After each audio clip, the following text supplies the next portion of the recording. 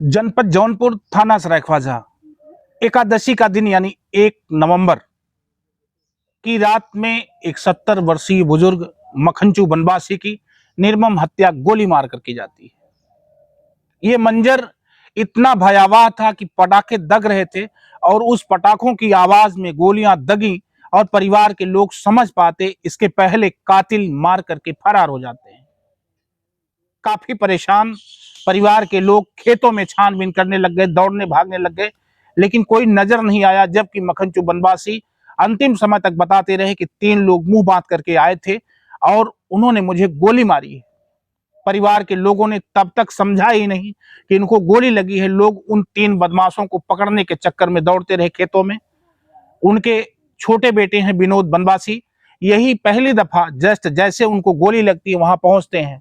मंजर ये था कि 1 तारीख को उनको हॉस्पिटल ले जाया जाता है, जहां वो मृतक हो जाते हैं और पुलिस वाले इस घटनाक्रम में हत्या का मुकदमा लिख करके छानबीन करने लग गए। दिलचस्प मंजर तब होता है कि उनको गोली मारने वाला लड़का उनकी बहन का यानी इनकी बुआ का लड़का निकल जाता है। मामला कितना हैरान करने वाला है। अपनी पूरी टीम के साथ यानी 3 लोगों के साथ उनकी हत्या करी थी। क्या है पूरा मामला, खुलेगी परत दर परत। इनके साथ हम बात करेंगे क्या कुछ अब तक हुआ है, उस पूरी घटना में आप तक हम जोड़ते हैं। आपका नाम क्या है? सर विनोद कुमार। विनोद जी। विनोद जी, जब पिता को गोली लगती है एकादशी की रात को 10 बजे के आसपास लगी थी, कितने बजे लगी थी? लगभग 9:30 बजे करीब। 9:30 बजे। जब उनको गोली लगती है तो कितनी देर के बाद आप उनके पास पहुंचते हैं? सर वहां से पिताजी हमको बुलाए, बहुत तेजी के साथ बुलाए कि विनोदवा दौड़ के आ लाठी लेके। अब हम यहाँ से लाठी और टार्च लेके दौड़े सर। तो वहाँ पिताजी ने बोला कि यहाँ 3 लोग जो है इधर भागे जा रहे हैं, पहले उनको पकड़ो। अब सर हम टार्च लिए ही थे, अब इधर उधर देखने लगे। इतने में माताजी को कह रहे हैं, माताजी का नाम मोटकी देहाती में रखा गया था। तो मोटकी उठ, जो हमारे एक छोटे चाचा हैं उनका बचई नाम है, तो उनको भेजे बुलाने के लिए। जा जल्दी लेके आ, यहाँ कट्टा चल रहा है। अब हम यहाँ कुछ दूर से सुन रहे हैं, मतलब टार्च लेके देख भी रहे हैं, आवाज सुनाई दे रहा है सर। इसके बाद जो है कि माताजी इधर आई और चलने लायक रास्ता नहीं था सर। 1 तारीख को पानी बरसा था, जी, बारिश हुआ था, चलने लायक रास्ता नहीं था, यहाँ दरवाजे भी नहीं चलने लायक था। तो जो है कि माताजी किसी तरह आई, चाचा जी को ले जाने में लगभग 10, 15, 20 मिनट का समय लग गया जी। अब हम वहाँ अकेले परेशान इधर उधर देख रहे हैं, कोई दिख नहीं रहा है।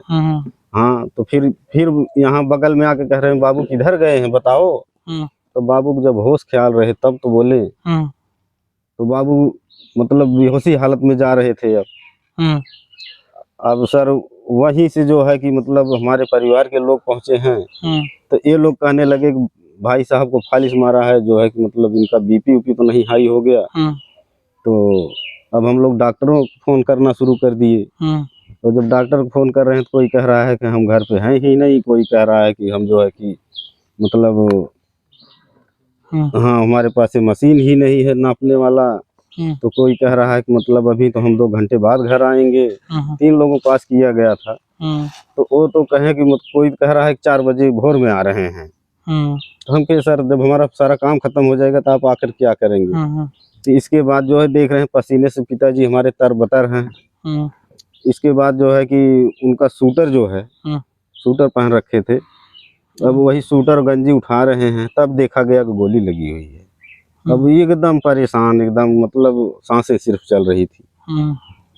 इसके बाद सर जो है कि हम लोगों ने फोन किया जो है कि सुरक्षा विभाग के पास, फिर जो है स्वास्थ्य विभाग के पास। एम्बुलेंस आई, हम लोग यहाँ से 4 पाई द्वारा उठा के उनको यहाँ रोड तक ले गए। हाँ CIS तक ले गए, स्कूल तक ले गए। तो वहाँ एम्बुलेंस से आई, लाद के हम लोग फिर सदर के लिए गए, जिला अस्पताल के लिए। तो वहाँ ले गए तो डॉक्टर ने जो है मृतक घोषित कर दिया। अच्छा विनोद, एक बड़ा क्वेश्चन उठता है जी सर कि जैसे पिताजी को गोली लग गई, 3 लोग गोली मारे, पिताजी ये बताते चले गए। हाँ सर ये बताते। वो 3 लोग पकड़े भी गए। अब हाँ तो पकड़े। क्या आपको संदेह पकड़े जाने के पहले था कि ये लोग कातिल हैं या ये लोग मेरे पिता को मारे हैं? अब सर पहले तो नहीं था, लेकिन अब तो बयान की वजह से मैं जान रहा हूँ कि अब यही थे, यही लोग क्योंकि थे। पहले माता जी से मेरी बात हुई थी, जो मीडिया पर चल रहा था वो ये था कि कोई पट्टे की जमीन का लगभग 25 साल पुराना विवाद चल रहा है, उसका मुकदमा चल रहा था, संदेह वहां लोगों का जा रहा था। तो अब पता चला कि कातिल किसी और हाँ, कोई और मुसरबे है। का पकड़ा गया है। हाँ जी सर, कोई तो और क्या परिवार कभी इन कातिलों पर भी संदेह किया 9 दिन में, 10 दिन में? नहीं सर, इस तरह की कोई बात नहीं आई, न संदेह ही जब किया पुलिस ने आपसे पूछताछ किया तो क्या आप लोगों ने शंका जाहिर करी कि हाँ, शक्ति बनवासी ही मेरे पिता का कातिल हो सकता है, ऐसा कभी आपने सोचा? कभी नहीं सोच पाए सर। अच्छा, ऐसा शक्ति रिश्ते में क्या लगता है आपका? ये हमारे बुआ का लड़का है सर। वो 3 लोग कौन कौन है जो पकड़े गए हैं, क्या नाम उनका है? नाम तो नहीं बता पाएंगे सर, एक शक्ति है और एक तो मतलब वो 2 लोग का नाम नहीं जान पाते। अच्छा, एक गौतम है और एक यादव है। हाँ जी, 2 लोग। अभी नाम का खुलासा करेंगे, नाम निकालिएगा, नाम निकालिए। मैं इसी वीडियो में नाम भी बताऊंगा कि तीनों कौन कौन है और कहाँ के रहने वाले हैं, जिनका नाम बताया गया है पुलिस के द्वारा, वो सारी बातें। अच्छा, शक्ति से आपका संबंध क्या था? ये बुआ का लड़का है। आपके बुआ का लड़का है? जी सर। क्यों मारा, कोई कारण निकल करके सामने आया? सर ये तो उस तरह से कोई कारण नहीं था, पिताजी कहीं गवाही कर दिए थे, जमीन इसी शक्ति को ही दिवाए थे, शक्ति पिताजी को। और मान लीजिए हमारे परिवार से ही जमीन थी वो, तो मतलब उसी में थोड़ा गवाही कर दिए थे, कुछ लेन देन का शायद मैटर था, इसीलिए शायद किए हैं। अच्छा, मतलब कुछ पैसे का लेन देन था, जमीनी विवाद में पिताजी गवाही किए थे। हाँ, गवाही कर दी। और उस गवाही की वजह, तो गवाही शक्ति के पक्ष में किए थे या शक्ति के विरोध में किए थे? तो ये तो दोनों पक्ष में थे सर। दोनों पक्ष में थे? हाँ, दोनों परिवार से ही थे। अच्छा विनोद, क्या लगता है पिताजी को मारने के बाद उसका जो पुराना विवाद है, जो पैसे का लेन देन है, जो जमीनी विवाद है, क्या वो खत्म हो जाएगा या गवाह मिट जाएगा तो विवाद खत्म हो जाएगा? ऐसा कुछ समझ में आता है? ऐसा तो कुछ नहीं समझ में आता सर। हाँ, को पैसा देना ही पड़ेगा उनको जब बाकी है तो।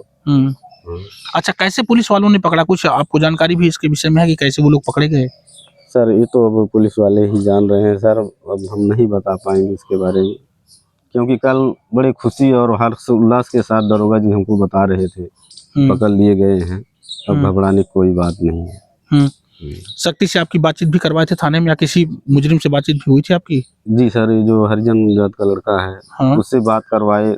हमने पूछा सर कि भाई हमारी तुम्हारी क्या दुश्मनी थी, क्यों आखिर में हमारे घर तुम आए? तो कहा सर हमें ये नहीं पता है। उस बच्चे ने कहा सर हमें ये जबरदस्ती लेके गया था। शक्ति? हाँ, शक्ति उसको। क्या यादों से भी बात आपकी हुई थी थाने में? नहीं सर, उससे नहीं हुई थी। अच्छा, सिर्फ उसी गौतम से बात हुई थी। क्या नाम उसका? गोरख गौतम नाम है? गोरख गौतम से आपकी बात हुई थी? जी, तो गोरख गौतम ने बताया कि मुझे शक्ति जबरदस्ती ले गया था, मैं गया नहीं था। क्या शक्ति से भी आपकी बात हुई, जो आपकी बुआ का लड़का है? नहीं सर, शक्ति से बात नहीं हुई। मैं सदर भी गया था, वहाँ मतलब जो सुरक्षा कर्मी थे वो कहे कि आपसे कोई मतलब नहीं है। अच्छा। हाँ, कि आप जाइए घर, अब इनसे क्या पूछेंगे, बेहोशी हालत में है। अच्छा, उसको गोली लगी थी? हाँ, गोली लगी थी सर, वो बेहोशी हालत में थी। पिताजी जिस समय मारे गए उस समय घर पे आप अकेले थे और कोई और था?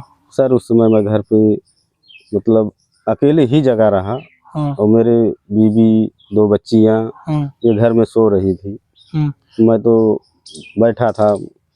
अच्छा विनोद, अंतिम समय में जैसे आज पिताजी की हत्या होती है या पिताजी को गोली लग जाती है रात में, एकादशी की रात थी, क्या उसके पहले पापा से आपकी कोई बातचीत हुई थी?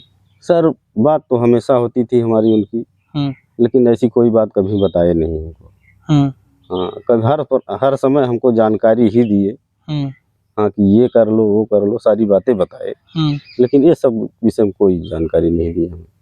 ये सारी बातें नहीं बताया कभी? मतलब ऐसा कभी संदेह जाहिर किया कि कोई मेरी हत्या कर देगा, कोई मुझे मार देगा, ऐसा कुछ कभी नहीं? नहीं सर, ऐसा कभी नहीं कहे। नहीं, हमेशा साहस ही बढ़ाते रहे कि तुम लोग जहाँ रहो कमाते खाते रहो।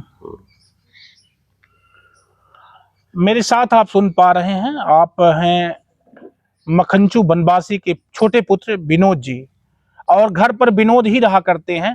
इनके बड़े भाई सुरेश कहाँ रहते हैं? सुरेश जबलपुर में रहते हैं, मेरे गांव में। अच्छा, मेरे गांव जबलपुर रहते हैं? जी सर। पूरे परिवार से? हाँ, पूरे परिवार से। पूरे परिवार से जबलपुर रहते हैं। जी। घटना की जानकारी उनको घटना घट जाने के कितने दिन बाद दी जाती है? सर घटना घटने के 1-2 घंटे बाद दी गई है। अच्छा जी सर। कि पिताजी को गोली मारी गई, हाँ। पिताजी की हत्या हो गई। हो गई है, हाँ। अच्छा, मौके पर सुरेश भी आज मौजूद हैं घर पर, लेकिन एक भाई परदेश रोजी रोटी की तलाश में बाहर रहते हैं। विनोद अकेले घर थे। और क्या करते हैं विनोद जी, आप काम क्या करते हैं आप? सर मैं यही मछली उछली का काम कर लेते हैं, बेच लेते हैं किसी के साथ में रह के। अच्छा, मछली पकड़ने का काम करते हैं आप? हाँ, जी, मछली जी। पकड़ना बेचना ये सारा धंधा आपका है? बस सर यही धंधा है मेरा। ये धंधा है।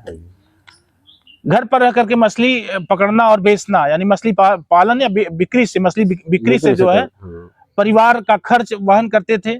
पिताजी थे जो ओझाई सोखाई भी पिताजी करते थे ना? नहीं, झाड़ फूक कर लेते थे सर। अच्छा, झाड़ फूक करते थे। सिर्फ कोई आता था उसको झाड़ फूक देते थे, उस तरह उझाई उझाई कभी नहीं करके देखा। अच्छा, एक मामला और इसमें निकल करके आ रहा है कि शायद उनकी माताजी को जो है, शक्ति की माताजी को पिताजी ने मिलान भूत ऐसा कुछ किया था, ऐसा भी पेपर में या और पुलिसिया बयान में ये भी बात बताई गई। तो क्या ये सच है कि पिताजी के द्वारा उनकी माताजी पर कोई भूत प्रेत किया गया था? नहीं सर, ऐसी कोई बात नहीं है। वो तो कभी आए ही नहीं यहाँ पे, न तो कभी झाड़े फूके हैं उस तरह से। यही जो आता था उसी को झाड़ फूक देते थे बस, और कुछ देते मतलब ये अगर ये बात शक्ति कह रहा है तो क्यों कह रहा है? अगर इस तरह से कोई बात कह रहा है तो इसका क्या मतलब हो सकता है? इसका तो कोई मतलब नहीं निकल रहा है सर। भूत पिशाच कौन देखता है? हम तो इतने बड़े हो गए आज तक नहीं देखे भूत कैसा होता है। जो कि हमें रात में भी चलना होता है, दिन में भी चलना होता है। सर थाना सरायख्वाजा जनपद जौनपुर की ये कहानी है। 1 नवंबर 2025 एकादशी की रात में 9:30 बजे के आसपास 3 नकाबपोश बदमाशों ने एक 70 वर्षीय बुजुर्ग को गोली मारी और गोली मारने के बाद वो तीनों फरार हो जाते हैं। जबकि जहां दादा सोए हुए थे वहां आने और जाने का रास्ता नहीं है, मेड़बंदियों का रास्ता है, मेड़ से आना और मेड़ से जाना। कैसे वो लोग आए और मारे गोली चले गए? दादा ने बताया भी कि विनोद दौड़ करके आओ, कोई मुझे मार रहा है।